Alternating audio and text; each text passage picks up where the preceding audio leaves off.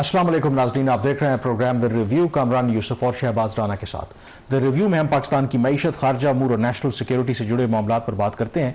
अमरीकी सदर ट्रंप ने जब ईरान के ऊपर हमलों का आगाज़ किया था और इसराइल भी उसमें शामिल था, तो उस वक्त यही समझा जा रहा था कि ये एक बड़ा शॉर्ट और स्विफ्ट ऑपरेशन होगा। लेकिन अब ये जंग तीसरे हफ्ते में दाखिल हो गई है और लग ये रहा है कि ये जंग बहुत जल्द रुकने वाली नहीं है, क्योंकि पिछले 24 घंटों में 2-3 बड़ी डेवलपमेंट्स हुई हैं। और एक जो डेवलपमेंट हुई है कि अब अमेरिका मजीद अपने जो फौजी एसेट्स हैं, मजीद अपने जो फौजी हैं, वो इस रीजन में भेज रहा है। कम से कम बताया यह जा रहा है कि जापान से 2500 जो अमेरिकी मरीन्स हैं वो इस रीजन में पहुंच रहे हैं।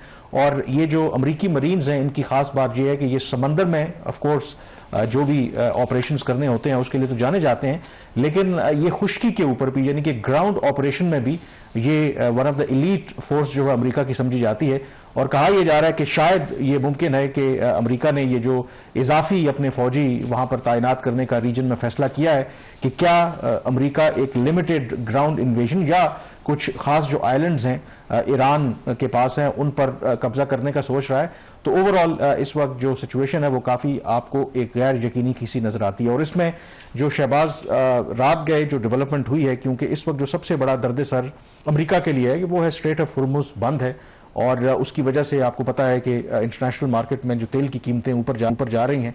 और अब अमेरिका में भी इसका एतराफ़ किया जा रहा है कि शायद ईरान के ऊपर हमला करने से पहले उन्होंने ये नहीं सोचा था कि ईरान इस कदर डिटर्मिन्ड होके इस अहम जो वाटरवे है उसको बंद कर सकता है। अब ईरान के इस जो भी लेवरेज है न्यूट्रलाइज करने के लिए रात गए अमेरिका ने वहां पर उनका एक बड़ा अहम स्ट्रेटेजिक आइलैंड है खर्ग आइलैंड, वहां पर उन्होंने हमले किए हैं। और अभी तक जो बताया गया है कि वहां पे जो मिलिट्री टारगेट्स थे उनको निशाना बनाया गया है। लेकिन क्योंकि ये जो आइलैंड है, कहा जाता है कि समझ लें कि ये एक रीढ़ की हड्डी है। अगर आप ईरान की बात करें, वहां पर जो तेल के ज़खायर हैं और जो उनकी बरामदात है, क्योंकि इसी आइलैंड के जरिए 90% जो ईरान तेल बरामद करता है वो इस आइलैंड के जरिए होता है। तो जो अमेरिका है वो मैसेज दे रहा है ईरान को कि अगर आप स्ट्रेट ऑफ हुर्मुज़ को चोक करेंगे तो फिर जो आपकी सबसे कीमती जो असासा है हम उसको टारगेट करेंगे। कामरान, ये एक बहुत ही एक बड़ी मूव है अमेरिका की तरफ से। कल बल्कि इनिशियल तो यही इन्फॉर्मेशन आ रही थी कि जब खार्क आइलैंड पे उन्होंने अटैक किया तो उनके जो तेल के वहाँ पे उनकी जो ऑयल फील्ड्स हैं उसको भी अटैक किया। तो बाद में एक चीज़ उन्होंने क्लैरिफाई की कि सिर्फ जो उनकी मिलिट्री इंस्टॉलेशंस थी उनको अटैक किया गया और उनको तबाह किया गया। ये अमेरिका की तरफ से ये स्टेटमेंट आई। बट उसमें जो चीज़ जैसे आपने कहा कि असल बात यह है कि अब एक इन अ वे ये जो खाक का जजीरा है इसको अमेरिका यूज़ करना चाह रहा है एज अ हॉस्टेज कि अगर आप स्ट्रेट ऑफ हॉर्मुज़ को नहीं खोलेंगे तो फिर हम आपकी भी जो ऑयल की तनसीबात हैं उस पर हमला करेंगे। और इस जजीरे की आपने खुद बताया अहमियत है कि 90% जो एक्सपोर्ट्स होती हैं ईरान की वो इस जजीरे के अंदर जो ऑयल की फैसिलिटीज़ है वहाँ से होती हैं। और इसका जो सबसे बड़ा बेनिफिशियरी है वो चाइना है जो यहाँ से उसकी एक्सपोर्ट्स होती है। और ना सिर्फ ये, अगर इस जजीरे के ऊपर हमला होता है तो फिर बात वहाँ पर नहीं रुकती, बात उससे बहुत आगे चली जाएगी। दुनिया को जो इस वक्त सप्लाई हो रही है ऑयल की उसका 5% जो है वो ईरान फराहम करता है। और ईरान बात एक तो ईरान की तरफ से सप्लाई का चोक है, फिर जो खित्ते के ममालिक उनके ऊपर जो उनके काउंटर थ्रेट है। तो चीज़ें जैसे आप कह रहे हैं कि लग नहीं रहा कि अब बहुत जल्द ये सिमटने जा रही है, इसमें मजीद काफ़ी इशूज़ आ रहे हैं। इस आइलैंड की आई थिंक इंपॉर्टेंस बताने के लिए एक 1984 में CIA की असेसमेंट थी और इस जो खार्क आइलैंड है इसको कहा था the most vital installations in Iran's oil system. और ये जंग शुरू होने से पहले इसराइल के एक जो अपोजिशन लीडर हैं उन्होंने ये कहा था कि अगर इस आइलैंड को डिस्ट्रॉय कर दिया जाए तो ईरान की जो इकोनॉमी है वो ट्रिपल हो जाएगी और वहाँ पर जो गवर्नमेंट है वो उनके लिए मुमकिन नहीं रहेगा कि वो इक़्तिदार में रहें। और इसकी जो स्टोरेज कैपेसिटी है बताया जाता है कि 30 मिलियन बैरल्स है और करंट जो स्टोरेज है वहाँ पर वो 18 मिलियन बैरल्स है। और जो सबसे बड़ा जो ईरान का ऑयल कॉम्प्लेक्स है जो इस आइलैंड से कोई 75 किलोमीटर दूर है, तो वहीं से जो तेल वो एक्सट्रैक्ट करके यहीं पे वो स्टोर करते हैं। तो ये आप अंदाज़ा कर सकते हैं कि और अदरवाइज भी बताया जाता है कि यहाँ पे एक ये नो गो एरिया है, यानी कि इसकी जो सिक्योरिटी है वो बहुत इंटेंस है, क्योंकि जैसे इसकी इंपॉर्टेंस का आप अंदाज़ा लगा सकते हैं। और जब ईरान इराक वॉर हुई थी तो उस वक्त भी इराक की एयरफोर्स ने बताया जाता है कुछ 2500 के करीब इस आइलैंड के ऊपर हमले किए थे, क्योंकि उनको अच्छी तरह से पता है कि अगर इसको आप डिस्ट्रॉय करेंगे तो ईरान की मईशत को नुकसान पहुंचेगा। अब इसमें जो सबसे क्रिटिकल पॉइंट है कि मेरा ख्याल है कि एक स्टेप वाइज आगे बढ़ रहे हैं कि पहले मरहले में उन्होंने जो मिलिट्री टारगेट्स हैं उनको निशाना बनाया है। अभी उनकी जो ऑयल फैसिलिटीज़ हैं, जो स्टोरेज है, उसको निशाना नहीं बनाया, इसलिए कि शायद वो ईरान को एक मैसेज देना चाहते हैं कि आपके पास मौका है कि अभी भी जो स्ट्रेट ऑफ हॉर्मूज वाला मामला है उसको उस तरीके से आप डील ना करें। अगर आप नहीं करेंगे तो अगले मरहले में फिर हम आपकी जो ऑयल रिजर्व्स हैं उनको भी निशाना बना सकते हैं। लेकिन ईरान का जो रद्द-ए-अमल आया, उन्होंने ऑलरेडी उन्होंने कुछ अटैक्स किए हैं। उन्होंने कहा कि अगर आप हमारे एनर्जी के इंफ्रास्ट्रक्चर को टारगेट करेंगे तो एज अ रिजल्ट जो पूरे रीजन के अंदर, आपको पता है कि गल्फ तो इज ऑयल रिच जो ये रीजन है, तो हम फिर तमाम जो रीजन के अंदर ऑयल रिफाइनरीज हैं, गैस के जो ज़खायर हैं, स्टोरेज कैपेसिटीज़ हैं, उनको भी निशाना बनाएंगे। और ये तो फिर मेरे ख्याल में मामला बड़ा सीरियस हो जाएगा। ऑलरेडी इस अनसर्टेनिटी की वजह से हम गैस और तेल की कीमतें आसमान से बातें कर रहे हैं। कामरान, जो तेल की कीमत, खुदनी तेल की कीमत, सॉरी खुद नहीं कह रहे हैं, जो इनका क्रूड ऑयल है उसकी कीमत $103 फी बैरल पे ऑलरेडी हो चुकी है। इस वक्त दुनिया के अंदर बिल्कुल एक अनसर्टन सिचुएशन है। सुबह कुछ और स्टेटमेंट आती है तो मार्केट मूव करती है, शाम को दूसरी स्टेटमेंट से मार्केट दूसरी साइड पर चली जाती है। और अगर ये वाली चीज़ हो जाती है तो ये कोई छोटी चीज़ नहीं होगी। अगर उनकी ऑयल फील्ड्स के ऊपर अमेरिका इस तरीके से अटैक करता है, उनको तबाह करने की कोशिश करता है, तो ईरान के पास फिर उसके बाद कोई चॉइस नहीं रह जाएगी। जो बची खुची उनके पास ताकत है वो लगा के वो अमेरिकन जो वहाँ पे उनके जो इंटरेस्ट है खत्ते में उसको मुतासिर। लेकिन एक इसके अंदर सिल्वर लाइनिंग भी है, जो एक उन्होंने एक रास्ता दिखाने की कोशिश की है ईरान ने कि वो स्टेट ऑफ हॉर्मूज से वो जो वेसल्स गुजर सकते हैं जो कि ट्रेड करेंगे चाइनीज करेंसी के अंदर। तो ये this is a new twist in the war. Silver lining है या it's a larger strategic game, क्योंकि इसका मतलब ये है क्योंकि अमेरिका दुनिया की जो सुपर पावर है उसके कई एलिमेंट्स हैं, और एक जो सबसे बड़ा उनका एलिमेंट है वो जो पेट्रो डॉलर कह लें, या जो दुनिया में जो ट्रेड है वो मेजॉरिटी डॉलर में होती है। और आज अगर डॉलर की वैल्यू कम हो जाए या बाकी करेंसीज में भी तिजारत होना शुरू हो जाए तो जो अमेरिका का जो सबसे बड़ा खतरनाक इकोनॉमिक वेपन है वो तो डाइल्यूट हो जाएगा। तो कुछ लोगों का ख्याल है कि शायद क्योंकि एक बात तो कही जा रही है कि इसमें रशिया और चाइना बराह रास्त इन्वॉल्व नहीं है, लेकिन कुछ लोगों का ख्याल है कि कहीं ना कहीं रशिया और चाइना, क्योंकि एक इंटरप्रिटेशन ये है कि बेसिकली ये जंग अमेरिका और ईरान के दरमियान नहीं, ये एक तरफ अमेरिका इजराइल है, दूसरी तरफ अमेरिका और रशिया और चाइना है जो खामोशी से ईरान को सपोर्ट कर रहे हैं। तो अगर फर्ज करें कि ये वाकई एक उन्होंने वे आउट दिया, और देखें तेल एक ऐसी चीज़ है उसके बगैर तो आपका मुल्क नहीं चल सकता। इनफैक्ट जो कई यूरोपियन कंट्रीज हैं, मैं खबर पढ़ रहा था, फ्रांस और इटली जो हैं वो भी ईरान से सेपरेटली निगोशिएट कर रहे हैं कि आप हमारे शिप्स को इजाजत दें, कोई हमारे से डील कर लें। तो इसका मतलब है कि हर मुल्क अपने इंटरेस्ट प्रोटेक्ट करने के लिए अब जो भी उसने निगोशिएट करना है ईरान के साथ कर रहा है। तो अगर इस सूरत में वाकई ये चाइनीज करेंसी में होती है ट्रेड जो स्ट्रेट ऑफ हॉर्मूज से गुजरता है, और 20% आपको पता है कि यहाँ से दुनिया की तिजारत होती है तेल की, तो डॉलर के ऊपर फिर इन्हिसार कम होगा। तो इसमें फिर कई गेम्स लगता है कि यहाँ पर देखिए, ये तो एक अमेरिकन की तरफ से जो one of the red lines है वो तो ये है ना, करेंसी वाली भी है ना, कि जो ब्रिक्स है, ब्रिक्स का जो ब्लॉक है वहाँ पे भी यही इशू है कि ब्रिक्स किस करेंसी में डील करेगा। शंघाई कॉर्पोरेशन ऑर्गेनाइजेशन के अंदर भी ये मसला आ रहा है। तो अगर Iran for the time being, जैसे अमेरिका ने अभी अलाउ किया है कि रशिया से तेल खरीदा जा सकता है ताकि जो सप्लाईज है वो समहाउ वो कंटिन्यू रहे, वो डिसरप्शन उस ग्रेटर स्केल के ऊपर ना आए। तो अगर अमेरिका थोड़ा सा कंप्रोमाइज कर सकता है तो ये भी silver lining in a sense हो सकती है कि बहुत सारे ऐसी कंट्रीज हैं जो कहेंगे ठीक है हम डॉलर में पे नहीं करते, आप हमारे जहाज़ों को आने दें, वो अल्टरनेट करेंसी में चले जाएंगे। तो that could be one thing जिसका हो सकता है। लेकिन जिस तरीके से एस्केलेशन हो रही है ये चीज़ें बहुत पीछे रह जाती हैं कि करेंसी कौन सी होगी, क्या इसको रिलीफ देंगे। इतनी अनसर्टन सिचुएशन हो गई है कि इसके बारे में कोई भी प्रेडिक्शन अगले 24 घंटे के बारे में भी नहीं की जा सकती। और जो सबसे बड़ा इस वक्त दूसरी तरफ ज़ाहिर है कि ईरान के जो हमले हैं वो जारी हैं, जो गल्फ कंट्रीज हैं, और यूएई की तरफ से भी कल एक स्टेटमेंट आया था और अभी तक, और यूएई ने यही कहा है ईरान से कि ये डिप्लोमेसी को मौका दिया जाए और ये हमले करना दुरुस्त बात नहीं है। तो इसका मतलब है दे अंडरस्टैंड कि इसकी जो कॉस्ट है वो कितनी बढ़ चुकी है, ये जो हमले हो रहे हैं और जो गल्फ से जो तस्वीर और मनाजर सामने आ रहे हैं। टूरिस्ट हब था, और ख़ास करके दुबई की अगर आप बात करें तो दुबई ज़ाहिर है कि यूएई का एक हब नहीं है बल्कि बुनियादी तौर पर वो ग्लोबल फाइनेंशियल सेंटर है। तो ईरान ने जो उसका चूज़ किया है कि खास करके दुबई को और यूएई को निशाना बना रहा है, बेसिकली वो अमेरिका और जो उनके इत्तेहादी हैं उनके इंटरेस्ट को हर्ट करने की वो बात कर रहे हैं। देखते हैं सिचुएशन किस तरफ जाती है, बट डेफिनेटली जो हालात पाकिस्तान में भी ठीक नहीं है। हाँ, सिचुएशन तो ऑब्वियसली कल जब हम प्रोग्राम रिकॉर्ड करवा रहे थे तो उसके बाद ही ये खबर सामने आई कि इस्लामाबाद में कम से कम और उसकी विसिनिटी में 2 जो ड्रोन हैं वो आके गिरे।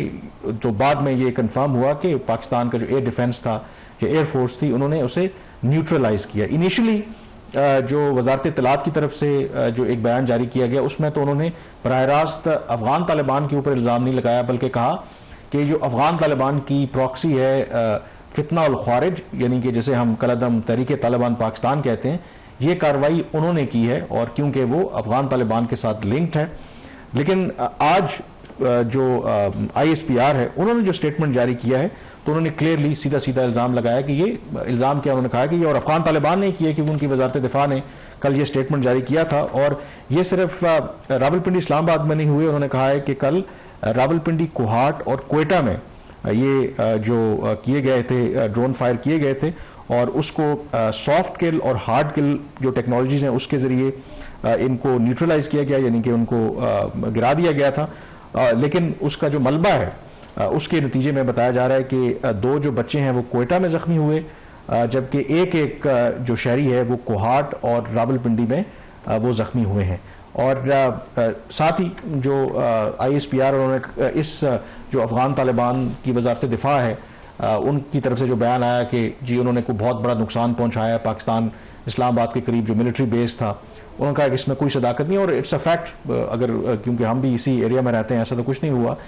लेकिन दूसरा उन्होंने ये भी कहा कि Afghan Taliban through these attacks अगर अवाम, पाकिस्तान के अवाम के अंदर एक फियर फैलाना चाहते हैं, so they are mistaken. But more importantly जो पाकिस्तान की तरफ से मैसेज है वो बड़ा वाज़ेह है कि इन हमलों के नतीजे में अगर अफगान तालिबान का ख्याल है कि हम जो अफगानिस्तान के अंदर जाकर के दहशतगर्दों के खिलाफ कार्रवाई नहीं करेंगे, इनके इंफ्रास्ट्रक्चर के खिलाफ कार्रवाई नहीं करेंगे, तो वो उनकी खाम ख्याली है। पाकिस्तान जो अपनी कार्रवाइयाँ हैं वो जारी रखेगा till the time Afghan Taliban या तो इनके खिलाफ एक्शन लेते हैं इन ग्रुपों के खिलाफ या इन ग्रुपों को पाकिस्तान खुद डिस्ट्रॉय कर देता है। कामरान, इसके लॉन्ग टर्म इम्प्लीकेशंस क्या है पाकिस्तान के लिए? इसमें एक तो चीज़ इस पर अगर आप अपना व्यू दे सकें कि एक सिक्योरिटी लैप्स पाकिस्तान के एंड के ऊपर तो है, इनके ड्रोन्स का इतना डीप आ जाना, अब अफगानिस्तान से आए यहाँ विदन पाकिस्तान किसी जगह से किसी नियर बाय जो सिटी है वहाँ से इनको छोड़ा गया और यहाँ पे आकर इनको गिराया गया, तो इनका यहाँ पे रावलपिंडी के अंदर पहुँच जाना which is close to Islamabad boundary जो एरिया वहाँ पे तक पहुँचे, तो ये क्या सिक्योरिटी लैप्स नहीं है? ये क्या इसकी बेहतर सिक्योरिटी इन हालात के अंदर नहीं होनी चाहिए थी पाकिस्तानी सिक्योरिटी बेहतर? देखिए इंडिया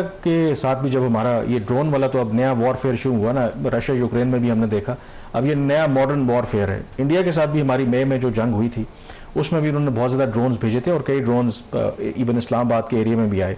उस वक्त भी ये सवाल उठा था कि आखिर हम इनको बॉर्डर के एरिया में उधर ही क्यों नहीं डिस्ट्रॉय करते। तो उसकी एक इंटरप्रिटेशन ये है क्योंकि ये और जो अफगानिस्तान वाले हैं बताया जा रहा है बड़े रूडिमेंट्री, बड़ी बेसिक किस्म के ये जो ड्रोन्स हैं कुछ सोफिस्टिकेटेड नहीं है।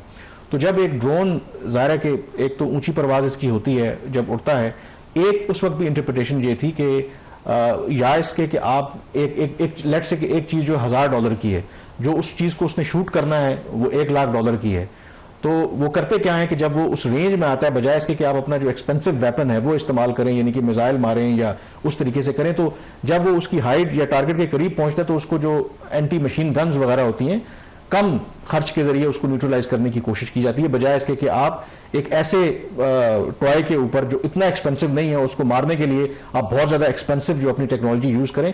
तो इसमें एक रीज़न ये भी है कि एक तो ये हाइट पे होते हैं और उसको फिर आने दिया जाता है बजाय इसके कि आप अपना जो असल, और एक पर्पज़ ये भी होता है कि सम टाइम ये चीप ड्रोन्स भेज के, जिस तरह ईरान की और इसराइल की भी जंग हो रही है कि सम टाइम आप चीप ड्रोन्स भेज के अगले का जो डिफेंस सिस्टम है उसको एग्जॉस्ट करना चाहते हैं और फिर अपने असली जो वेपन्स है उसका इस्तेमाल करते हैं। तो यहाँ पर एक रीज़न ये भी है, बट सर्टनली इसके हवाले से मेरे ख्याल में एक वजाहत ज़रूर आनी चाहिए कि आखिर अगर ये ड्रोन उड़ते हैं, अब तो टेक्नोलॉजी हमारे पास इतनी ऐसी आ गई है, तो आखिर इस रीजन में इस एरिया तक पहुँच उसका जाना, that is something that we need to look into. और Pakistan on the other hand is certainly confident कि ज़ाहिर है कि ये अफगानिस्तान के पास जो भी टेक्नोलॉजी है इतनी सोफिस्टिकेटेड नहीं है, बट एक चैलेंज ये ज़रूर है क्योंकि जो अफगान तालिबान है उनके पास जो भी इस वक्त रिसोर्सेज हैं और उसके ज़रिए वो कोशिश करेंगे कि पाकिस्तान को डिटर करने, पाकिस्तान के पास जो टेक्नोलॉजी है, पाकिस्तान के पास एयर पावर भी है, ड्रोन्स भी हैं और अफगानिस्तान के अंदर जाके ये कार्रवाई कर रहा है और अफगान तालिबान ने अपने लोगों को भी दिखाना है कि देखिए हम भी कोई जवाब दे रहे हैं।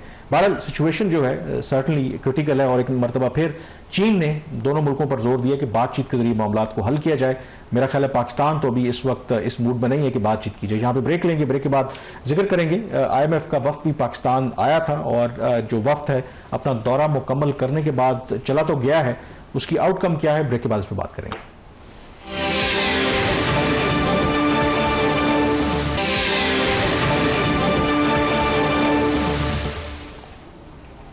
जी, ब्रेक के बाद एक दफ़ा फिर आपको खुश आमदीद कहते हैं। ईरान, अमेरिका और इसराइल के दरमियान जो जारी जंग है उसने तमाम दुनिया को, खास करके जो रीजनल कंट्रीज़ हैं, मुश्किलात से दो चार कर दिया है। सबसे बड़ा इम्पैक्ट तो तेल की कीमतों में जो इजाफा है उसकी सप्लाई है, एक बहुत बड़ा कंसर्न है। पाकिस्तान ने ऑलरेडी तेल की कीमतों में इजाफा कर दिया था, लेकिन जो एक ड्यू था कि शायद मजीद इसमें इजाफा हो, तो कल प्राइम मिनिस्टर शहबाज शरीफ ने कहा था कि फ़िलहाल बावजूद जो भी इस वक्त सूरत हाल है, अवाम पर मजीद बोझ नहीं डाला जाएगा। तेल की कीमतों में इजाफे के साथ साथ एनर्जी को कंजर्व करने के लिए भी हुकूमत ने बहुत से इकदामात का ऐलान किया था, और आज शहबाज उसके हवाले से प्राइम मिनिस्टर ने एक मीटिंग भी चेयर की है। तो क्या उस मीटिंग का एजेंडा था और जो इकदामात अभी तक हुकूमत ने लिए हैं, क्या उसका कोई फ़ायदा भी हो रहा है? कैमरा देखिए, वो बात हमने पहले भी कही थी कि सिंबॉलिक बहुत सारी चीज़ें होती हैं। अगर वज़ीर-ए-आज़म ये इक़दामात ना लेते तो फिर उनके ऊपर ये क्रिटिसिज्म आना था कि जी आपने खुद कुर्बानी क्यों नहीं दी। तो एक आगाज़ तो हुआ, उस आगाज़ में जो काबीना है वो 2 माह की तनख्वाहें नहीं लेगी। कुछ और इक़दामात भी आज प्राइम मिनिस्टर ने अनाउंस किए। 2 नई चीज़ें हैं। पहले तो कुछ 14 नुकात जो थे नाज़रीन वो आए थे। आज प्राइम मिनिस्टर ने जो जायज़ा इजलास लिया है ऑस्टेरिटी के हवाले से, उसमें जो एक नई चीज़ और उन्होंने अनाउंस ये की है कि पहले तो 2 दिनों की जो सैलरी थी जो वफाकी हुकूमत के मुलाजिमीन थे उनकी काटी जा रही थी। अब ये फैसला हुआ है आज कि वफाकी हुकूमत की जो मलकियती इदारे हैं जैसे स्टेट और एंटरप्राइजेज हैं, उनके जो एम्प्लॉइज़ हैं, उनके जो ऑफिसर्स हैं, उनकी तनख्वाहों में 5% से लेकर 30% तक कटौती की जाएगी। तो ये बड़ा फैसला है कि अब ये उसमें क्लैरिफाई नहीं किया गया स्टेटमेंट के अंदर कि ये 2 दिन की कटौती है या लगता तो ऐसे जिस तरह बाकी मुलाजमीन की कटौती 2 दिन के लिए की गई, तो इनकी भी 5% से लेकर 30% कटौती होगी स्टेट ऑन एंटरप्राइजेज के जो एम्प्लॉइज हैं। और जो पैसा यहाँ से रेज होगा उसको डाइवर्ट किया जाएगा सब्सिडाइज करने के लिए फ्यूल की कीमतों को, क्योंकि कल जैसे वज़ीर-ए-आज़म ने कहा था उन्होंने फिलहाल तेल की कीमतों में इजाफा नहीं किया। दूसरा फैसला इसके अंदर यह है कि बहुत सारे सरकारी मुलाजिमीन जो हैं वो अपनी एक्स ऑफिशियल पोजीशंस में जो गवर्नमेंट की मलकती इदारे हैं इनके जो बोर्ड्स हैं उनके मेंबरान होते हैं, और उसके अलावा कुछ जो ऑफिसर्स हैं वो प्राइवेट कैपेसिटी के अंदर भी बोर्ड्स के ऊपर अपॉइंट किए गए हैं। तो प्राइम मिनिस्टर ने ये फैसला किया कि ये तमाम जो ऑफिसर्स हैं जो किसी भी बोर्ड के ऊपर बैठते हैं और जो भी उनकी बोर्ड की फी होगी, ये ऑफिसर्स ये फी क्लेम नहीं करेंगे, बल्कि वो जो कंपनीज इनको फीस पे करेंगी वो सरकारी खजाने में चली जाएगी। यहाँ पे भी ये सिंबॉलिक तो जरूर है, इसमें बहुत ज़्यादा कोई सेविंग नहीं होगी, लेकिन एक लिहाज से ये अच्छा भी है। और इस पे एक व्यू भी ये बन रहा था कि हुकूमत क्यों इन ऑफिसर्स को इतने ज़्यादा बोर्ड फीस पे कर रही है, जबकि ये इनका काम है। अगर वो एक्स ऑफिशियो भी हैं, अगर कोई सेक्रेटरी खजाना है, सेक्रेटरी पेट्रोलियम है, सेक्रेटरी प्राइवेटाइजेशन है, सेक्रेटरी इंफॉर्मेशन टेक्नोलॉजी है, तो ये एज ए सेक्रेटरी उस बोर्ड के ऊपर बैठे थे। तो उस बोर्ड की घंटे या 2 घंटे की मीटिंग अटेंड करने के लिए इनको क्यों हज़ारों डॉलर्स में पेमेंट की जाए। इस वक्त बहुत सारे ऐसे बोर्ड्स हैं उनकी जो फी है वो $3,500 से लेकर $5,000 एक मीटिंग का उनको दिया जाता है। तो कामरान ये एक बड़ी ही इंपॉर्टेंट डेवलपमेंट है कि प्राइम मिनिस्टर ने ये फैसला किया कि आप इसमें मैं एक ब्रीफली जो कमेंट करना चाहता हूं, इसमें कोई शक नहीं है, हम ब्यूरोक्रेसी के ऊपर तनकीद भी करते हैं और जो अफसरशाही है उसका जिक्र भी होता है, लेकिन मेरे ख्याल में एक स्वीपिंग स्टेटमेंट भी नहीं देनी चाहिए। हर जो सरकार का जो अफसर है वो उसको प्रिविलेजेस नहीं होते। ये जो इकदामात जो गवर्नमेंट ने जब ऐलान किए तो मेरे कुछ जो सरकारी अफसरान उनसे बात हो रही थी जिनकी तनख्वाहें 3 लाख हैं, और बात उनकी बिल्कुल ठीक है। उन्होंने कहा जी 18-18 साल 20-20 साल हमारी सर्विस हो गई है, और अगर उनको लगता है कि 3 लाख बहुत ज्यादा तनख्वाह है, अगर आप देखें अब जो एक अफसर है वो हैंड टू माउथ है, 3 लाख का मतलब ये डॉलर्स में कन्वर्ट करें $1100-1200 बनता है। तो मेरे ख्याल में ये भी थोड़ा सा जो चीज देखने वाली है कि जब हम एक स्वीपिंग स्टेटमेंट देते हैं कि जी सारे ही जो ऐसे लोग हैं या बहुत ज्यादा वो तनख्वाहें, वो बात बिल्कुल आपकी ठीक है कि जो बाज़ दफ़ा एक जो सरकारी मुलाजिम है, किसी बोर्ड का मेंबर भी है, लाखों और डॉलर में ले रहा है, उनका बिल्कुल रोकना चाहिए। But I don't think so कि एवरी सरकारी मुलाजिम जो है। 2 चीजें कामरान, एक तो आपकी बात जो असूली तौर पर बात ठीक है कि तनख्वाह में से आप जो कटौती कर रहे हैं वो क्यों कर रहे हैं 3 लाख की बेस पे, वो एक अलग चीज है। उसके ऊपर उन्होंने जो नोटिफाई किया था ये मैंडेटरी नहीं है, ये उनकी परमिशन से होगा। लेकिन मैंने कुछ ऑफिसर से चेक किया, उन्होंने कहा जी परमिशन किस चीज की, परमिशन तो ये लेते ही नहीं, ये खुद AGPR कार्ड लेते और हमें बता देते। और आप मुझे बताया 3 लाख रुपया, तो क्या मतलब इस्लामाबाद में 3 लाख रुपए, लेकिन इसके साथ इनको जो पर्क्स एंड प्रिविलेजेस मिलती हैं, और ये जो बोर्ड फीस है ये बहुत बड़ा मसला बनता जा रहा है। ये 2022 में भी प्राइम मिनिस्टर ने अटेम्प्ट की थी कि इनको बोर्ड फीस ना मिले, सालाना 10 लाख रुपए इसको रखे अपने पास और बाकी डिपॉजिट करो। ये एक ऐसी चीज है, अब होना ये शुरू हो गया है कि जो ऑफिसर्स हैं वो प्राइम मिनिस्टर ऑफिस के ऊपर असरअंदाज होकर अपने आप को लाखों डॉलर वाले, लाखों तो नहीं हजारों डॉलर वाले जो बोर्ड्स हैं उनके ऊपर अपनी अपॉइंटमेंट करवा रहे हैं। और ये इशू आईएमएफ ने अभी रेज भी किया है कि नॉन टेक्निकल मेंबर्स जो हैं गवर्नमेंट के एम्प्लॉइज जो हैं वो इन बोर्ड्स के ऊपर क्या कर रहे हैं।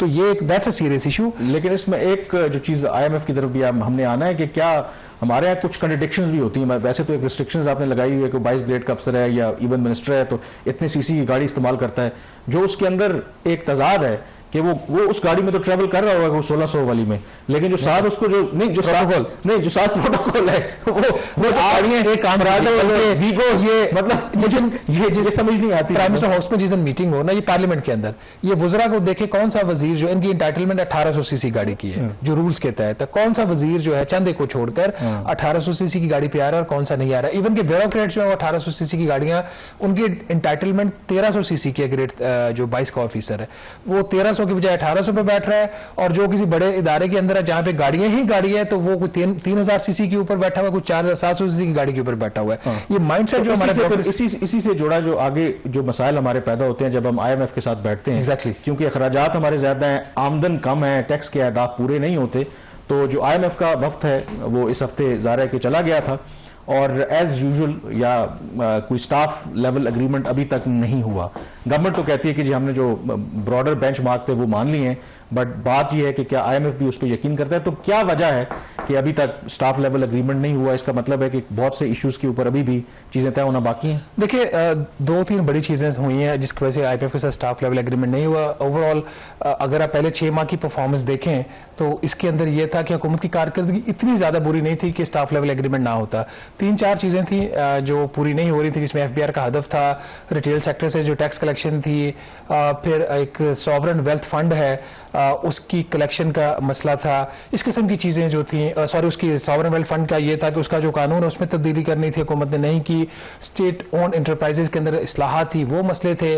तो बट जब ये सारी चीजें आगे बढ़ती गई तो आईएमएफ वाज नॉट कंफर्टेबल कि अभी तो आपने कुछ अहदाफ जो जुलाई दिसंबर का पीरियड था जिसका रिव्यू हो रहा था वो तो आपने हासिल कर लिया, लेकिन ये जो पीरियड चल रहा है इस माली साल का बाकी जून तक के आपके जो अहदाफ हैं जिसका अगली दफा रिव्यू होना, चौथा रिव्यू, वो उस पर कंफर्टेबल नहीं था, जिसकी वजह से आईएमएफ जो है उसने स्टाफ लेवल एग्रीमेंट नहीं किया। जो आईएमएफ की तरफ से स्टेटमेंट आई, उन्होंने ये तो नहीं कहा कि बिल्कुल बात नहीं हुई, उन्होंने कहा जी कि प्रोग्रेस हुई है कुछ चीजों के ऊपर, लेकिन हम आइंदा जो है बातचीत को वर्चुअली जारी रखेंगे। पहले भी आपको पता है कि जो वो 14-15 दिन यहाँ उनके मुज़ाकरात के थे, उसमें कोई 5 दिन वो पाकिस्तान में थे, फिर जो हालात खराब हुए ईरान की सिक्योरिटी की वजह से तो वो पाकिस्तान से वापस चले गए थे। इस वक्त कामरान जो सूरत हाल है वो कुछ ऐसी है कि एफपीआर के जो अहदाफ हैं वो एक बहुत बड़ा मसला है, उस पर प्रॉब्लम्स आ रही हैं और चूंकि नाज़रीन एफबीआर की कलेक्शन जो है उस तरीके से नहीं हो पा रही। एक और हम आपको बड़ी ब्रेकिंग स्टोरी यहाँ पे दे रहे हैं। आपको याद होगा जनवरी में जो फेडरल कॉन्स्टिट्यूशनल कोर्ट है उसने सुपर टैक्समेंट दी थी। सुपर टैक्स का जो मामला है 2015 से लटका हुआ था। 2015 में सुपर टैक्स हुकूमत ने नाफिज किया था 1 साल के लिए। उस वक्त के जो इंटरनली डिस्प्लेस पर्सन थे जो वॉरेंट टेरर से इफेक्ट हो रहे थे, उनके जंग के खिलाफ जो वहां पे जो दहशतगर्दी के खिलाफ एक ऑपरेशन था उसके ऊपर, तो एक तो टैक्स उसको 2015 में लगाया गया सुपर टैक्स, फिर एक 2022 में एक और सुपर टैक्स आया। वो आईएमएफ के प्रोग्राम की रिक्वायरमेंट थी जो इजाफी रेवेन्यू लेने की, तो वो भी हुकूमत ने 1-2 साल के लिए लगाया था, लेकिन वो मामला डिस्प्यूट हो गया, कोर्ट में चला गया। अब ब्रेकिंग स्टोरी ये है, सुपर टैक्स के केस में तो हुकूमत के हक में जजमेंट आ गई थी। मसला अब ये हो गया कि कानून ये कहता है कि अगर किसी भी टैक्स पेयर ने वक्त पर पैसा नहीं दिया जो उसकी ऑब्लिगेशन थी, चाहे वो कोर्ट का केस भी था, तो अब उस पर लेट पेमेंट सरचार्ज भी लगेगा। तो अब ये कंपनियां जो कोर्ट्स में गई थी उनके खिलाफ फैसला है वो तैयार रहे कि एफबीआर जो है उनसे रिकवरी करने जा रहा है लेट पेमेंट सरचार्ज की, और ये मामूली रिकवरी नहीं होगी क्योंकि जो सरचार्ज है जो भी इंटरेस्ट रेट उस वक्त का होता है जब आपने टैक्स पेमेंट करनी होती है, अगर किसी ने 2022-23 में करनी है, 24 में करनी है, अगर उस वक्त इंटरेस्ट रेट 22% था तो जो भी इंटरेस्ट रेट होता है उसके ऊपर 3% प्लस करके जुर्माना होता है। तो कोई 12-13% से लेकर 25% तक अब इन कंपनियों को जुर्माना भी देना पड़ेगा। और ये आईएमएफ को बता दिया गया कि 100 अरब रुपए की कलेक्शन यहां से आएगी। यहां पे एक छोटी सी ब्रेक लेंगे और ब्रेक के बाद वापस आएंगे तो बात करेंगे आईएमएफ के प्रोग्राम के हवाले से मजीद क्या तफसीलात है इस पर डिस्कस करेंगे छोटी सी ब्रेक के बाद।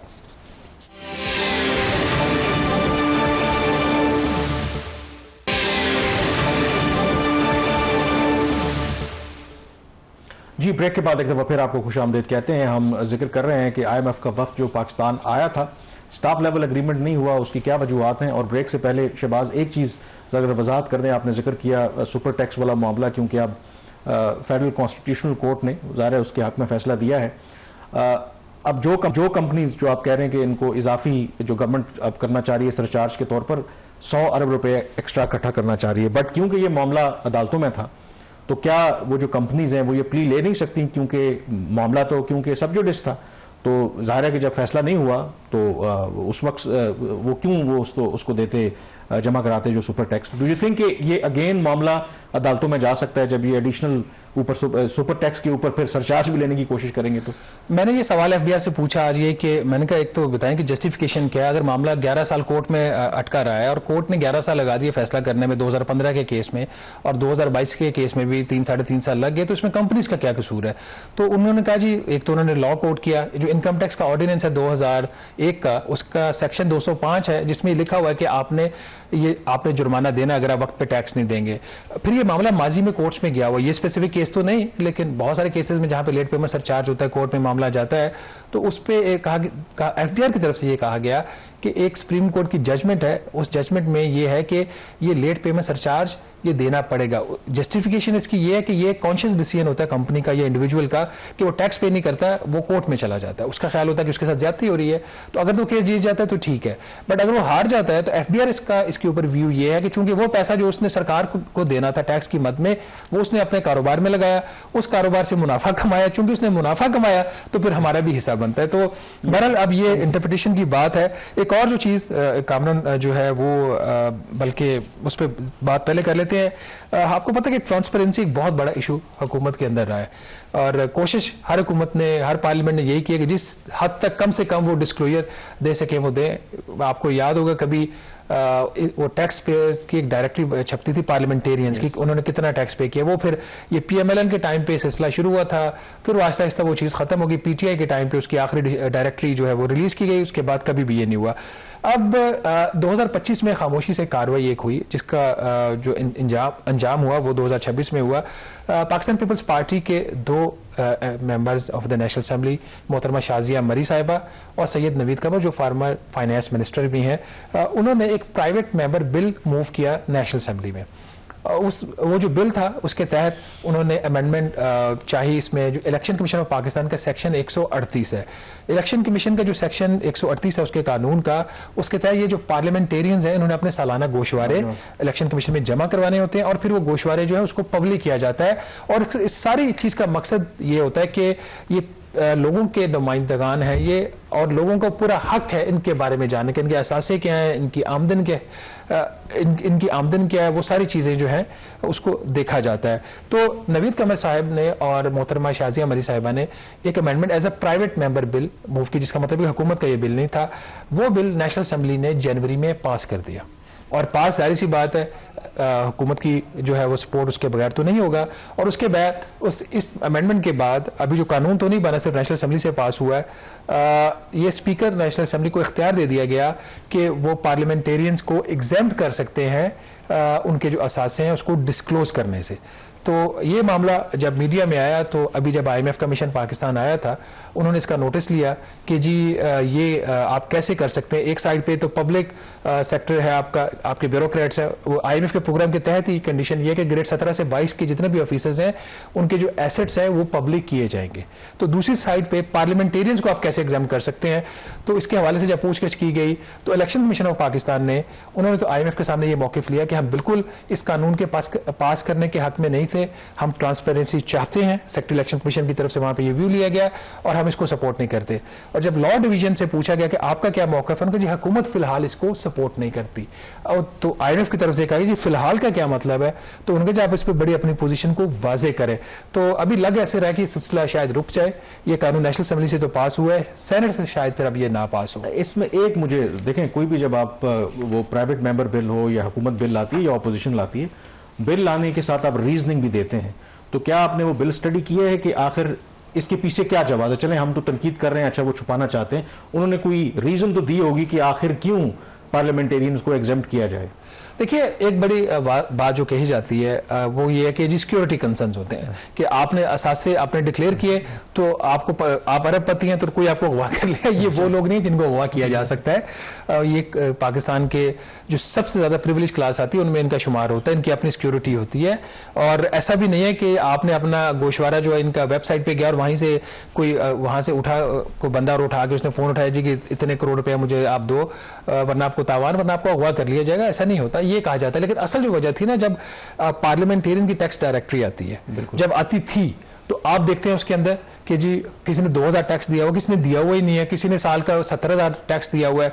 यही सूरत इनके गोशवारों के अंदर थी। और फिर जो सबसे बड़ी बात, बड़ा इंटरेस्टिंग, जो मैं इस पे कई पहले प्रोग्राम भी किए हैं और बड़ा जबरदस्त कंपैरिजन भी होता था कि आज से 10 साल पहले अगर एक शख्स जो है वो सियासत में नहीं था, सियासत में आता, उस वक्त उसके गोशवारों की क्या पोजीशन थी, 10 साल के बाद क्या है। और ये मुमकिन है कि हो सकता है कि उसने लेजिटिमेट तरीके से वो दौलत कमाई हो, बट अवाम को ये जानने का हक है कि अच्छा ये प्रोग्रेस जो हुई है, जैसे ही सियासत में कदम रखा है, एक बंदा वजीर बना है, उसके जो असासे हैं उसमें इंप्रूवमेंट आती जा रही है और फिर एक और बढ़ते जा रहे हैं। एक हेल्दी डिबेट डेमोक्रेसी के अंदर होनी चाहिए। नाज़िर, उसमें एक और भी जो इशू था वो इलेक्शन के दौरान ये होता है कि आपका जो ओपोनेंट होता है, पॉलिटिकल ओपोनेंट होता है, उसको तो पता होता है कि हल्के में आपका कौन सा असासा है, लेकिन शायद इलेक्शन कमीशन ऑफ पाकिस्तान को नहीं पता होता, वो डिस्क्लोज नहीं किया हुआ होता, तो वो फिर जाके कोर्ट में कर देता है। और बहुत सारे केसेस में वहां पे डिस्क्वालिफिकेशन भी हुई है इलेक्शन कमीशन की तरफ से या कोर्ट की तरफ से, तो उससे भी बचने के लिए ये काम किया गया। बहरहाल IMF की तरफ से जहां पे गलत चीजें भी होती हैं, कुछ ठीक चीजें भी हो जाती हैं, जिसमें ये जो सीक्रेसी वाली क्लॉज है इसको खत्म करने की बात है। यहाँ पे छोटी सी ब्रेक लेंगे और ब्रेक के बाद वापस आएंगे तो बात करेंगे कि नैब के हवाले से IMF ने क्या कहा है। स्टे विद अस।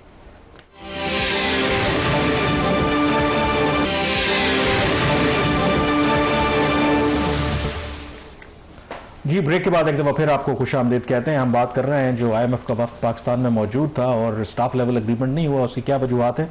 बहुत से इशूज़ के ऊपर ज़्यादा डिस्कशन, हम जो टैक्स के अहदाफ हैं, बजट का खसारा, ये सारे मामलात, बट उसके अलावा भी ट्रांसपेरेंसी के आपके इश्यूज़ ने बात की थी। जो नैब के कानून में मुजवज़ा तरमीम की गई हैं उससे मुतालिक भी डिस्कशन हुई है, तो उससे मुतालिक IMF का क्या कंसर्न है? देखिए, हुकूमत ने एक अभी पिछले दिन अमेंडमेंट किया लास्ट वीक, जो चेयरमैन नैब हैं उनकी तकरीरी के हवाले से अभी जो लेफ्टिनेंट जनरल नज़ीर अहमद हैं, इनको 3 साल के लिए इनकी तकरीरी की गई थी, जो 3 मार्च मतलब पिछले हफ्ते उनकी तकरीरी जो है उसकी उनकी मुद्दत वो पूरी हो गई। तो हुकूमत कानून में तरमीम ये की कि जो एग्जिस्टिंग चेयरमैन है उनकी टर्म में 3 साल की एक और एक्सटेंशन दी जा सकती है और उसके बाद साथ ही उनकी एक्सटेंशन का नोटिफिकेशन भी आ गया। तो IMF ने इस हवाले से भी पूछा कि आपने जो किया है तकरीरी और इस तरीके से आपने जो लॉ में अमेंडमेंट की है, इसका क्या मकसद है। तो इसके ऊपर हुकूमत ने इस चीज़ को तो डिफेंड किया, उन्होंने कहा जी कि पार्लियामेंट ये कर सकती है, नंबर 1। नंबर 2 जो ज़्यादा अहम है, ये ओरिजिनल कानून था नैब का, उसके अंदर ये एक्सटेंशन थी, फिर 2022 में एक्सटेंशन को ख़त्म कर दिया गया। और उस वक्त गालिबन उस वक्त की जो हुकूमत होगी जब ये खत्म की, वो नहीं चाहते होंगे कि जो उस वक्त के चेयरमैन उनको एक्सटेंशन के लिए दी जाए या कोई प्रेशर ले। तो उस वक्त IMF ने यह एतराज़ किया था 2022 में कि आपने एक्सटेंशन वाली जो क्लॉज है निकाली क्यों है। तो यही बात IMF को बताएगी कि 3 साल पहले आपका मौक़िफ़ ये था, जब हमने निकाली तो आपने निकाली क्यों, तब हमने डाल दी है तो आप समझे कि हमने डाली। लेकिन उसमें एक जो चीज़ है अहम, वो ये है कि एक ग्लोबल थिंक टैंक नेटवर्क है, उनकी एक रिपोर्ट आई थी, इसकी IMF की जो गवर्नेंस फ्रेमवर्क की एक रिपोर्ट है उसके हवाले से, उसमें उन्होंने ये कहा था कि नैब के हवाले से जो IMF की वो जो governance and corruption diagnostic assessment है, उन्होंने कहा नैब के हवाले से उसमें बात तो हुई है ट्रांसपेरेंसी की, लेकिन नैब के चेयरमैन की तकरीर के लिए आपको पता कानून ये कहता है कि 3 किस्म के लोग ही अपॉइंट हो सकते हैं, रिटायर्ड फौजी आपके आर्म फोर्सेस से हों, रिटायर्ड जनरल हों या रिटायर्ड आपके जो हों कोई ब्यूरोक्रेट हो। तो उस ग्लोबल थिंक टैंक नेटवर्क का ये ख्याल था कि ये जो बहुत लिमिट किया गया है पूल को, जिसमें से चेयरमैन नैब अपॉइंट होता है, इस पूल को एक्सपैंड करने की जरूरत है, जिसके ऊपर IMF का फोकस नहीं है। और ब्रीफली एक दो और चीज़ें जो IMF के हवाले से हैं, एक तो FBR का इशू था जिसकी वजह से इनकी नहीं हुई बात, और दूसरा ये एनर्जी प्राइसेस की डिटर्मिनेशन है, क्योंकि हुकूमत ने अब ऐलान किया कि हम जो है प्राइसेस में इजाफा फिलहाल नहीं कर रहे।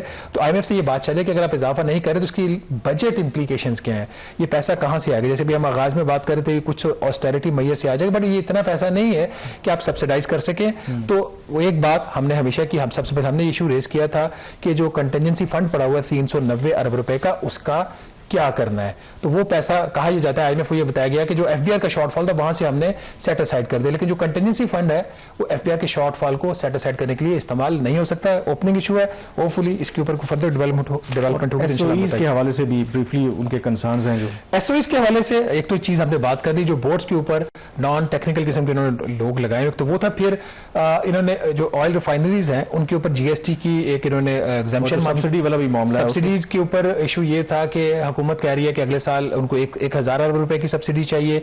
आईएमएफ नहीं माना, उन्होंने कहा जी 800 अरब रुपए से कम होगी। जो असल चीज है, जो सर्कुलर डेट में इजाफा होता है हर साल, हुकूमत कह रही थी कि जो इनएफिशिएंसी और लॉसेस की वजह से, चोरी जो होती है उसकी वजह से अगले साल भी 500 अरब रुपए से ज्यादा का नुकसान होगा।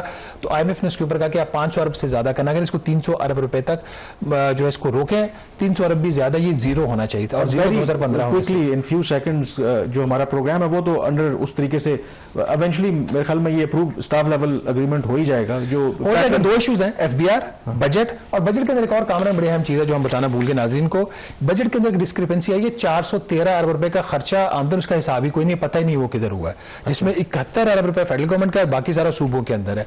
तो आईएमएफ के ऊपर आईएमएफ की इसके ऊपर बड़ी सीरियस रिजर्वेशन थी कि ये 71 अरब रुपए जो फेडरल गवर्नमेंट के और बाकी सूबों के है, ये स्टैटिस्टिकल डिस्क्रिपेंसी इतनी बड़ी हो कैसे सकती है, उसके ऊपर उनकी काफी चीजें चल रही थी। और आईएमएफ एक टेक्निकल मिशन पाकिस्तान भेजना चाह रहा है इस मामले के ऊपर, जो फेडरल गवर्नमेंट लेने को तैयार नहीं है। अब टेक्निकल इशू है, ये फिस्कल डिस्क्रिपेंसी है, किधर पैसा गया, किसने लिया, किसने दिया, इसके ऊपर क्लैरिटी नहीं है। तो this is one of the area, but इसके अलावा कुछ और भी इश्यूज बजट से रिलेटेड हैं जिसके ऊपर अभी तक इनकी फाइनल बात नहीं हुई। प्रोग्राम में रिव्यू से इतना ही। कामरान यूसुफ और शहबाज राना को इजाजत दीजिए, हाफिज।